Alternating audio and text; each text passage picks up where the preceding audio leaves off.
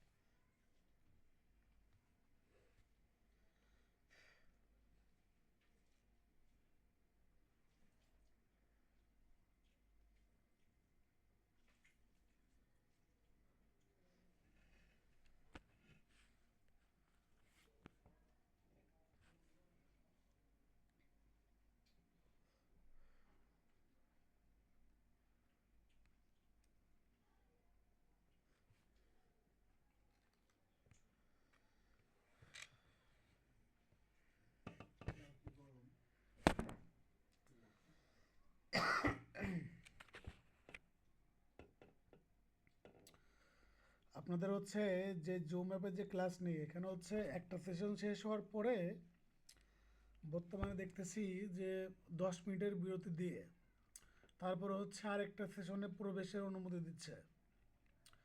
এই জন্য হচ্ছে একটু লেট হচ্ছে আর কি। গত ক্লাসেও হয়েছিল, আজকেও লেট হলো এই কারণে।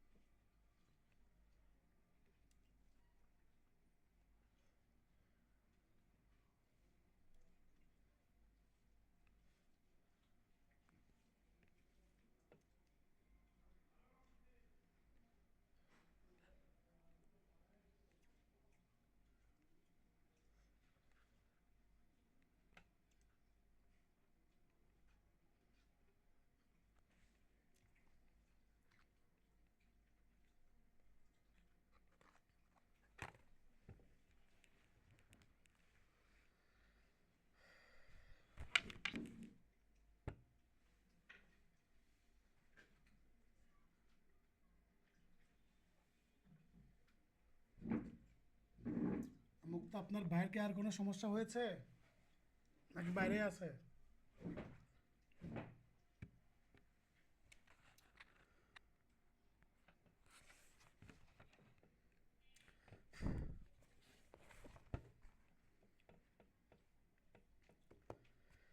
মুক্তা, শুনতে পাচ্ছেন?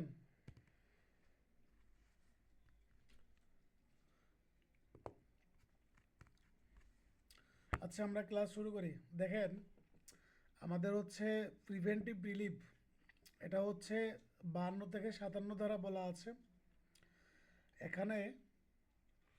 এই প্রিভেন্টিভ রিলিফটা হচ্ছে আপনার কোনো কাজ না করার বাধ্যবাধকতা যদি থাকে, তাহলে সেই কাজ না করার জন্য আদেশ প্রদান করাকে প্রিভেন্টিভ রিলিফ বলে। মানে একজন ব্যক্তি হচ্ছে একটা কাজ করবে না, এই কাজটা না করার জন্য তাকে আদেশ প্রদান করাকে হচ্ছে আপনার নিরোধমূলক প্রতিকার বলা হয়ে থাকে। এখন এই সুনির্দিষ্ট প্রতিকার আইনে বলে আপনার দুই ধরনের এই প্রিভেন্টিভ রিলিফ আছে। বা যদি পরীক্ষাতে প্রশ্ন আসে যে প্রিভেন্টিভ রিলিফ কয় প্রকার বা নিষেধাজ্ঞা কত প্রকার সুনির্দিষ্ট প্রতিকার আইন অনুযায়ী, তাহলে আপনারা কি উত্তর করবেন বলেন তো? 2 প্রকার। 2 প্রকার। আর যদি পরীক্ষাতে থাকে যে নিষেধাজ্ঞা কত প্রকার, তাহলে কিন্তু 3 প্রকার। সুনির্দিষ্ট প্রতিকার আইন অনুযায়ী হচ্ছে 2 প্রকার, কিন্তু সর্বমোট 3 প্রকার প্রিভেন্টিভ রিলিফ বা আপনার হচ্ছে এই নিষেধাজ্ঞা আছে। এখন অস্থায়ী নিষেধাজ্ঞা আর হচ্ছে চিরস্থায়ী নিষেধাজ্ঞা।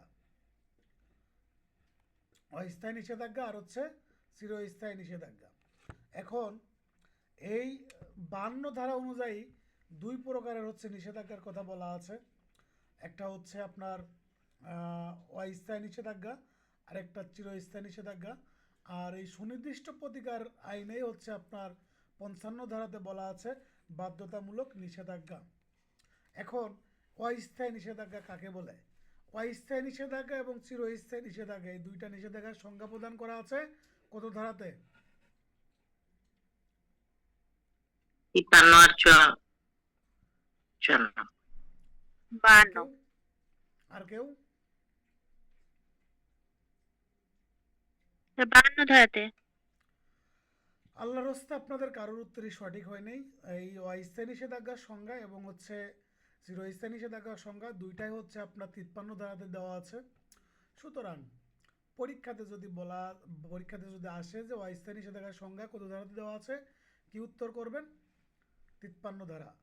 যদি পরীক্ষাতে আসে চিরস্থায়ী নিষেধাজ্ঞার সংজ্ঞা কত ধারাতে দেওয়া আছে, 53 ধারা। এখন 52 ধারাতে কি বলা আছে? 52 ধারাতে বলা আছে আদালতের ইচ্ছাধীন ক্ষমতা দ্বারা বা বিবেচনামূলক ক্ষমতা বলে অস্থায়ী এবং চিরস্থায়ী নিষেধাজ্ঞা প্রদান করা যায় বা প্রদানের মাধ্যমে নিরোধমূলক প্রতিকার প্রদান করতে পারে। এটা কিন্তু সংজ্ঞাকে আপনার ডিফাইন করতেছে না। সেহেতু আমাদের সংজ্ঞাতে যদি যাইতে হয় তাহলে 53 ধারাতে যাইতে হবে।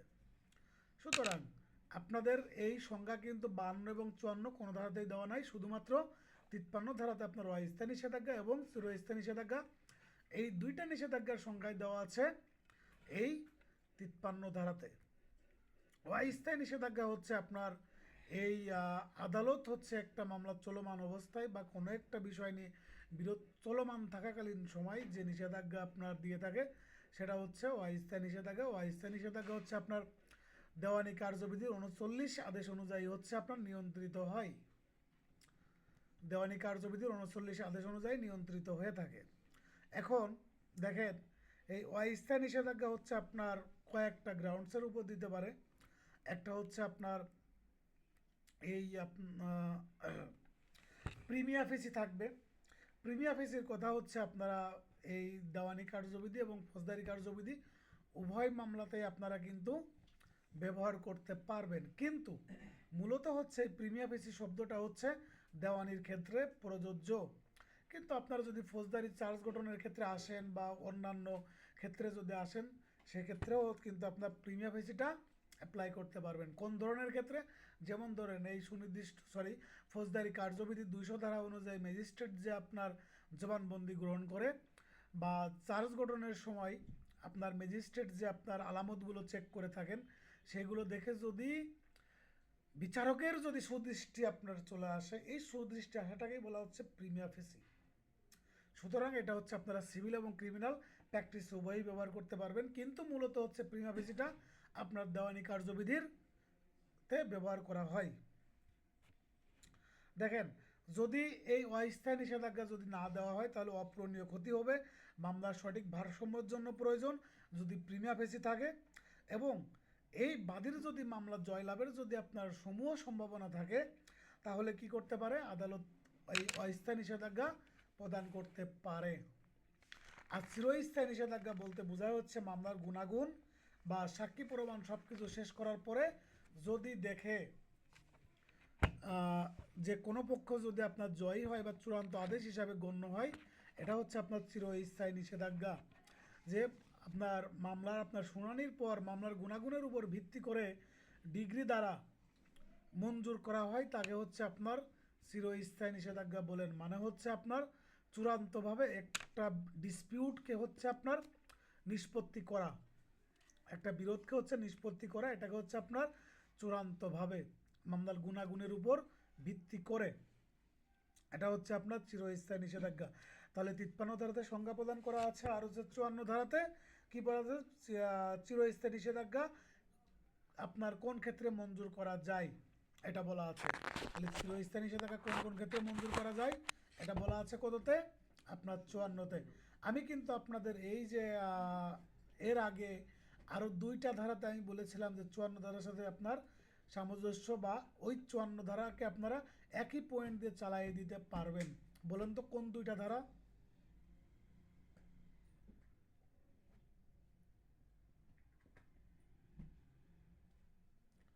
কারো মনে আছে?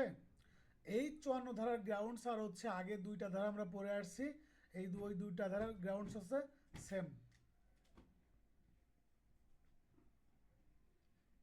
ভাইয়া 12 ধারা। হ্যাঁ, 12 আর কত? আর কেউ? 12 আর হচ্ছে 11 ধারা, 12 আর হচ্ছে 11 ধারা। দেখেন, এই কোন কোন ক্ষেত্রে হচ্ছে আপনার চিরস্থায়ী নিষেধাজ্ঞা মঞ্জুর করা যায়, সেক্ষেত্রে হচ্ছে আপনার যে ক্ষেত্রে আপনার একটা ট্রাস্টি অংশ যদি থাকে সেক্ষেত্রে, এবং আপনার এই আহ, বাদীর অধিকার লঙ্ঘনের কারণে ক্ষতির বাস্তব আপনার যে ক্ষতি হবে সেই ক্ষতি নিরূপণ করা যায় না, ক্ষতিপূরণ পর্যাপ্ত হবে না।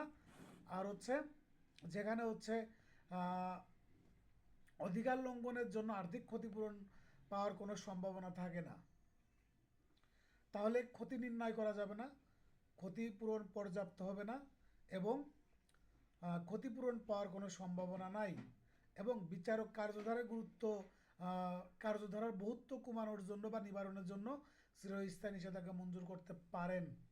তাহলে আমরা এখানে টোটাল 5টা মানে গ্রাউন্ডস পেলাম। এই আহ, প্রথম যে 4টা গ্রাউন্ডস আছে এই 4টা গ্রাউন্ডের একদম 12 ধারায় যে 4টা গ্রাউন্ডস আছে একদম ওই 4টা গ্রাউন্ডস আছে সেম, একদম সেম।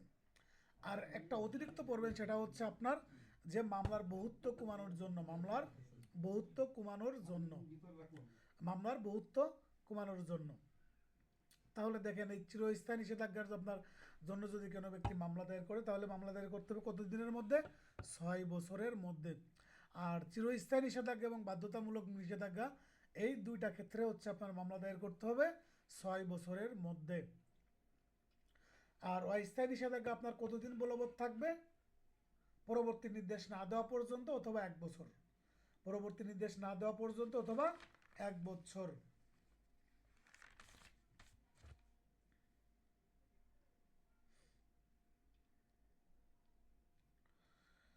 হ্যাঁ, এ হচ্ছে আপনার এই 54 ধারা। 54 ধারা থেকে আপনারা উদাহরণ কোনটা কোনটা পড়বেন আমি জাস্ট বলে দিচ্ছি, ওইগুলো হচ্ছে পড়বেন, আর অতিরিক্ত কোনো উদাহরণ পড়া লাগবে না আপনাদের। দেখেন, 54 ধারার উদাহরণ পড়বেন হচ্ছে, দাগায় নেন, ব্যারেক্ট আছে না, ব্যারেক্টে দাগায় নেন। আহ, ঘ নম্বর উদাহরণ, ঘ ঘ নম্বর উদাহরণ বর্গের জ, ঝ, ইঙো, ট, ঠ, আর হচ্ছে ত নম্বর উদাহরণ। এই উদাহরণগুলো হচ্ছে জাস্ট একবার করে পড়বেন, একবার বা দুইবার করে পড়বেন। আর 55 ধারার উদাহরণ হচ্ছে আপনার বেশি করে পড়বেন। এখান থেকে মোট আমি 3টা উদাহরণ দিব 55 ধারা থেকে। এই 55 ধারার 3টা উদাহরণ হচ্ছে আপনারা খুব বেশি করে পড়বেন। একটা হচ্ছে ক, একটা হচ্ছে খ, আর একটা হচ্ছে চ, আর একটা হচ্ছে চ। ক, খ, আর হলো চ। এই 3টা উদাহরণ হচ্ছে খুবই গুরুত্বপূর্ণ, এবং এই 3টা উদাহরণ থেকে আপনার লিখিততে এবং পিলিতে অসংখ্যবার প্রশ্ন আসছে এবং ভবিষ্যতেও আসবে। দেখেন, তারপরে গিয়ে আপনারা এই 54 ধারা থেকে আপনারা আরেকটু উদাহরণ দেখবেন। আমি একটু জাস্ট বললে আপনারা একবার রিডিং করলে আপনারা হচ্ছে পেরে যাবেন। একটা হচ্ছে তারপরে 54 ধারাতে আর যেগুলো দাগাইছিলাম তারপরে যাবেন, ধ, দন্তের ন, প, ফ, আর হচ্ছে ম, আর হচ্ছে জ। এই কয়টা উদাহরণ হচ্ছে আপনারা আরেকটু দাগায় নেবেন, কিন্তু এইগুলো হচ্ছে আপনারা জাস্ট একবার করে পড়বেন। আর আরেকটা জিনিস মনে রাখবেন, যে প্যাটেন্ট, ট্রেডমার্ক, এই কয়টা বিষয় হচ্ছে আপনার এই চিরস্থায়ী নিষেধাজ্ঞার অংশ। এটা হচ্ছে আপনার এই 54 ধারা অনুযায়ী। যদি পরীক্ষাতে প্রশ্ন আসে যে ট্রেডমার্ক বা আপনার এই প্যাটেন্ট, এইগুলো হচ্ছে আপনার আহ, কোন ধরনের নিষেধাজ্ঞার অংশ হবে, তখন কিন্তু আপনারা বাধ্যতামূলক দিবে, তখন কিন্তু আপনাদের অস্থায়ী বা এই নিষেধাজ্ঞাগুলো অপশনে থাকবে, তখন কিন্তু আপনারা কী করবেন? চিরস্থায়ী নিষেধাজ্ঞাতে উত্তর করবেন। এখন বাধ্যতামূলক নিষেধাজ্ঞা কাকে বলে? বলা আছে 55 ধারাতে। বাধ্যতামূলক নিষেধাজ্ঞা বলতে বোঝায় কোনো কাজ করতে কোনো ব্যক্তির যে বাধ্যবাধকতা আছে তাকে উক্ত বাধ্যবাধকতা ভঙ্গ করা হতে বিরত থাকার জন্য নির্দেশ প্রদান করা। এই নির্দেশ প্রদান করাকে বলা হচ্ছে কি? বাধ্যতামূলক নিষেধাজ্ঞা, ম্যান্ডেটরি ইনজাংশন, ম্যান্ডেটরি ইনজাংশন। আর বাধ্যতামূলক নিষেধাজ্ঞা হচ্ছে আপনার কোন ধরনের প্রতিকার? এটা হচ্ছে আদেশাত্মক প্রতিকার। এই বাধ্যতামূলক নিষেধাজ্ঞা কিন্তু আপনার নিরোধমূলক প্রতিকার না। আমি আবারও বলতেছি, বাধ্যতামূলক নিষেধাজ্ঞা কিন্তু নিরোধমূলক প্রতিকার না, এটা হচ্ছে আদেশাত্মক প্রতিকার। মামলা দায়ের করতে হবে কত দিনের মধ্যে? 6 বছরের মধ্যে, 6 বছরের মধ্যে। তারপরে দেখেন, যখন নিষেধাজ্ঞা প্রত্যাখ্যান করা হয়, কোন কোন ক্ষেত্রে আদালত হচ্ছে নিষেধাজ্ঞা প্রদান করবেন না, কোন কোন ক্ষেত্রে আদালত নিষেধাজ্ঞা প্রদান করবে না। 1 নম্বরটা দেখেন, বিচার বিভাগে কার্যধারা স্থগিত রাখার জন্য যদি কোনো ব্যক্তি কোনো মামলা দায়ের করেন। যেমন আপনার করিম হচ্ছে মামলা করলো যে আদালত আপনি হচ্ছে কি রহিমের বিরুদ্ধে কোনো মামলা কোনো ব্যক্তি কখনোই করতে পারবে না, এই মর্মে একটা আদেশ দিয়ে দেন। আদালতের কাছে গেল, যে বলতেছে আপনি হচ্ছে এই করিমের নামে কখনোই কোনো ব্যক্তি মামলা দায়ের করতে পারবে না, এই মর্মে একটা আদেশ দিয়ে দেন। এই ধরনের আদেশ আদালত কি করবে না? মঞ্জুর করবে না, প্রত্যাখ্যান করে দিবেন। কোনো ব্যক্তি বা যে কোনো অধীনস্থ আদালতের কার্যধারা স্থগিত রাখার জন্য, আপনারা তো অনেকেই কোর্টে যান, কোর্টে যাওয়ার পরে ধরেন একজন ক্লায়েন্ট বলতেছে আজকে আমি অসুস্থ আছি, আদালতকে যে বলেন যে স্যার আমি অসুস্থ আছি, আমার আজকে আপনারা পুরো কোর্ট হচ্ছে বন্ধ রাখেন। তো এই যে কোনো আদালতের কার্যধারা স্টপ রাখার জন্য হচ্ছে কোনো আবেদন করতে পারবে না। কোনো ব্যক্তিকে আইন প্রণয়ন বিষয়ক কর্তৃপক্ষের নিকট আবেদন করা হতে বিরত রাখার জন্য, মানে কোনো ব্যক্তির হচ্ছে আপনার কোনো অধিকার খর্ব হয়েছে, যেমন ফারজানা লিমন ধরেন, তার কোনো অধিকার খর্ব হয়েছে, এখন লতিফ যে হচ্ছে ওই বিচার বিভাগীয় বা আপনার আইন বিভাগে কোনো কর্মকর্তা বা অধিদপ্তরের নিকট যে আবেদন করতেছে যে আপনি এই মর্মে একটা আদেশ দেন, ফারজানা লিমন কখনোই আপনার কাছে আইসা কোনো অভিযোগ দায়ের করতে পারবে না, এই ধরনের আবেদন গ্রহণীয় হবে না। কোনো ব্যক্তিকে আইন প্রণয়ন বিষয়ক কর্তৃপক্ষের নিকট আবেদন করা থেকে বিরত রাখার জন্য সরকারের কোনো বিচার বিভাগীয় বা সরকারি কর্তব্য বা বিদেশি সরকারের কোনো কাজে হস্তক্ষেপ করার জন্য যদি কোনো ব্যক্তি আবেদন করে তাহলে সেটা মঞ্জুর করবে না। ফৌজদারি কার্যবিধি কার্যক্রম স্থগিত রাখার জন্য এটাও মঞ্জুর করবেন না। কোনো ব্যক্তি সুনির্দিষ্টভাবে কার্যকর করা যায় না তেমন চুক্তিভঙ্গের নিরোধের উদ্দেশ্যে উৎপাত নয় এমন কোনো নিরোধ করার জন্য আপনি হচ্ছে মানে নুইসেন্স ঘটনা, নুইসেন্সের মতো কোনো ঘটনা ঘটে নাই, মানে আপনাকে উৎপাত করে নাই, তারপরে আপনি কি করছেন? উৎপাতের যে অভিযোগ করে আসছেন। আর উৎপাতের মামলা করতে হলে কার অনুমতি প্রয়োজন হয়? অ্যাটর্নি জেনারেলের। হ্যাঁ, বাদীর মৌন সম্মতি আছে এমন কোনো ক্রমাগত লঙ্ঘন নিরোধের জন্য, বাদীর সম্মতি আছে এরকমের কোনো ক্রমাগত লঙ্ঘন নিরোধের জন্য, হ্যাঁ, আপনি সম্মতিও দিবেন। আপনি বলতেছেন যে আপনি যান আমার জমিতে প্রবেশ করেন, যে আপনি ওই যে লাল শাক তুলে নিয়ে আসেন, সে বারবার গেছে লাল শাক তুলতে, আর আপনি পরে যে তার নামে মামলা করেছেন, এটা করা যাবে না, কারণ আপনি অনুমতি দিয়েছেন বা আপনার সম্মতি আছে। যখন জিম্মা ভঙ্গের প্রতিকারের জন্য কোনো সাধারণ কার্যধারার মাধ্যমে পাওয়া যায়, যেখানে আবেদনকারীর আচরণ এমন হয় যে তাকে আদালতের সাহায্য থেকে বঞ্চিত করে, যেখানে মামলার বিষয়বস্তু আবেদনকারীর কোনো ব্যক্তিগত স্বার্থ নাই। রাজশাহী ইউনিভার্সিটিতে আপনার একজন টিচার ছিলেন, সেই টিচার হচ্ছে আপনার কি করছে, এই এক কর্তৃপক্ষের বিরুদ্ধে মামলা দায়ের করেছিলেন, মামলাটা ঠিক ছিল, কিন্তু এই ওই টিচারের হচ্ছে আপনার কি ছিল না? লোকাস স্ট্যান্ডি ছিল না। লোকাস স্ট্যান্ডি বলতে কি বোঝায় বলেন তো? মানে মামলা করার অধিকার, যে ব্যক্তির মামলা করার অধিকার নাই সেই ব্যক্তি কোনো আবেদন করতে পারবে না। যে ব্যক্তির লোকাস স্ট্যান্ডি নাই সেই ব্যক্তি কখনোই কোনো মামলা দায়ের করতে পারবে না। এখন কথা হচ্ছে যে যে যে গ্রাউন্ডসে বা যে যে মামলা বা যে যে ক্ষেত্রে আপনার এই লোকাস স্ট্যান্ডি প্রয়োজন হয় সেক্ষেত্রে এটা প্রযোজ্য, অন্যান্য ক্ষেত্রে প্রযোজ্য না। তাহলে আপনি কোনো বিষয় নিয়ে যদি আপনি কোনো আবেদন করতে যান বা আবেদন করেন তাহলে সেক্ষেত্রে আপনার অবশ্যই কী প্রয়োজন? লোকাস স্ট্যান্ডি প্রয়োজন। এ হচ্ছে আপনাদের এই 56 ধারা। তারপরে আমরা চলে যাব হচ্ছে 57 ধারাতে। এই 57 ধারাতে দেখেন আমার কিন্তু একটা গুরুত্বপূর্ণ এবং ইন্টারেস্টিং একটা বিষয় হচ্ছে আমরা আলোচনা করব, সেটা হচ্ছে নেতিবাচক চুক্তি পালন করার জন্য নিষেধাজ্ঞা।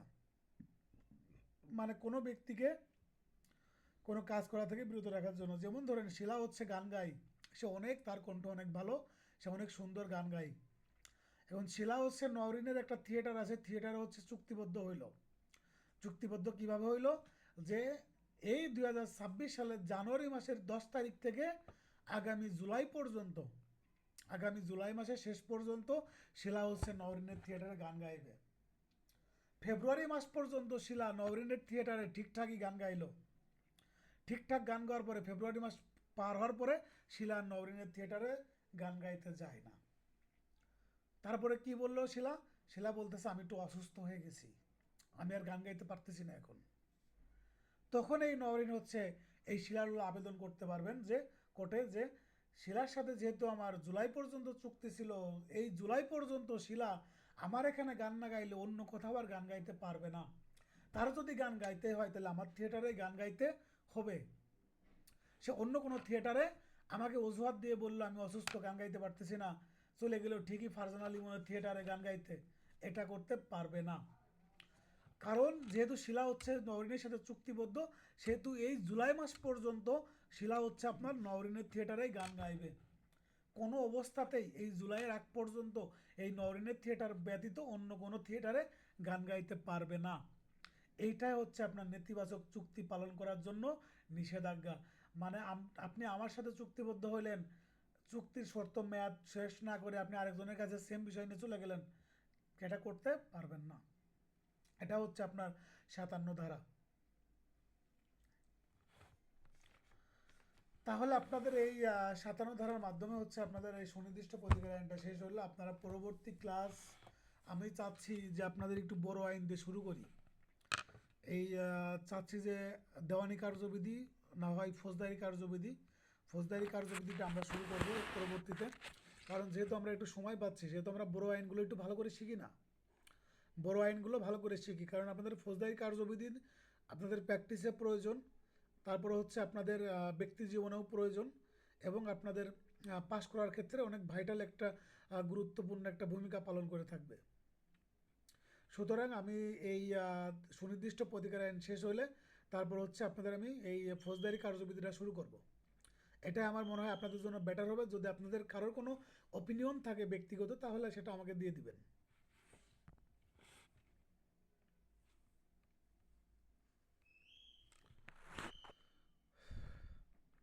আপনারা কি মনে করেন এই বিষয়ে? ফৌজদারি কার্যবিধি শুরু করলে ভালো হবে নাকি আমরা দেওয়ানি তামাদি আইন শুরু করব? তামাদিটা শেষ করছেন একবার, তামাদিটা একবার শেষ করলেন ডিভাইস। হ্যাঁ, আমরা সুনির্দিষ্ট প্রতিকার আইনটা সিআরপিসি শেষ দিয়ে করো। করেছিলাম। আমরা সবগুলো হচ্ছে আবার নতুন করে শুরু করতেছি। হ্যাঁ স্যার, আবার নতুন করে তো তামাদিও করলেন গত সপ্তাহে, মানে এই সুনির্দিষ্টের আগেই আমরা তামাদি রিভাইজ শেষ করে তারপরে সুনির্দিষ্টতে আসছি। ও আচ্ছা আচ্ছা, তামাদি শেষ করেছি। জি স্যার, ও আচ্ছা তামাদি শেষ আচ্ছা করে পরীক্ষা নিলেন, তারপরে তো আমরা সুনির্দিষ্টতে আসলাম। আচ্ছা আচ্ছা, তাহলে হচ্ছে আমাদের, তাহলে তো আমাদের এখানে এভিডেন্স অ্যাক্ট চলে আসতেছে, সিপিসি চলে, পিসি চলে আসতেছে। জি স্যার। সো আমরা এই এভিডেন্স অ্যাক্ট আর হচ্ছে পিসি কে ওভারটেক করে আমরা ফৌজদারি কার্যবিধিতে চলে যেতে যাচ্ছি। কারণ হচ্ছে আমাদের হ্যাঁ স্যার, ফৌজদারিটা সমস্যা একটু নাই। ভালো করে জানা উচিত এবং শেখা উচিত। যেহেতু আমরা সময় পাচ্ছি, সেহেতু আমরা ছোট আইনগুলো আর একটু পড়ে পড়বো, যেহেতু আমরা দুইটা ছোট আইন পড়লাম। ঠিক আছে, তাহলে সবাই ভালো থাকবেন। আগামী সোমবারে পরীক্ষা নিব, আর নোটিশ হচ্ছে আগামী সকালে দিয়ে দিব আমি। ঠিক আছে, আল্লাহ হাফেজ, সবাই ভালো থাকবেন।